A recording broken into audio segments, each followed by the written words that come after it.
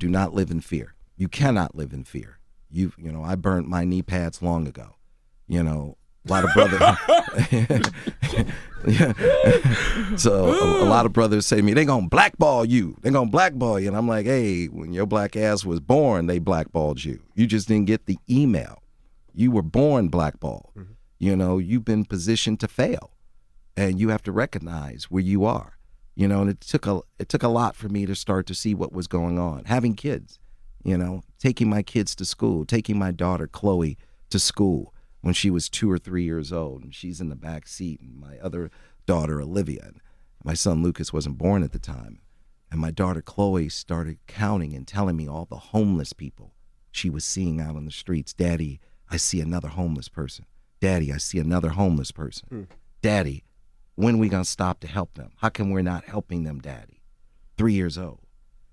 And by the time I got to the next light, I started crying. I started crying because I realized I had turned off my empathy button. Right. And this little girl. It was normalized. It was normalized. That's right. You got it. And this little girl turned that empathy button back on. And what was it about me that I was going to act like I don't see you? Mm-hmm. And I said, yeah, you know what? We are going to help them. What's going on here? There's a matrix that's happening here, and we're going to crack the code. And I couldn't stop thinking about it. And I said, you know what? It's the 4 Ds. It's the 4 Ds. What are the 4 Ds? They dismiss you. It was perfected on women hundreds of years ago. Just dismiss you. Hey, you know what? I'm not getting a fair shake here. They just dismiss you. Then then you get a little upset about being dismissed, and you say, no, this is real. We have to really get this on track. Then they discredit you. Mm-hmm. Oh, look at that. Okay. And then you get really a little louder, a little bit more aggressive, not in a bad way, but like, we have to really deal with this. Then they move on to that 3rd D, and they have to move on to that 3rd D to get right with their Christian selves.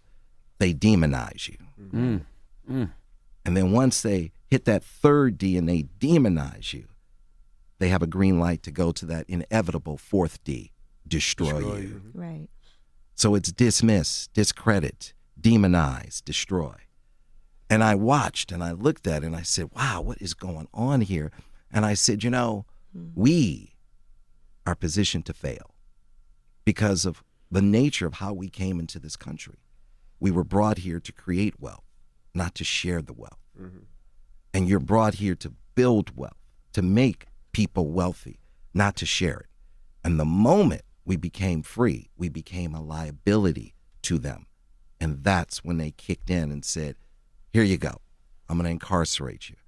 And I say, listen, they get us in the schoolroom by making sure you don't get a proper education. Right. They get you in the boardroom by making sure you don't have access to capital that's not predatory and business opportunities. And they get you in the courtroom by making sure there are laws that incarcerate you and lock you up long before you get choked to death in the street.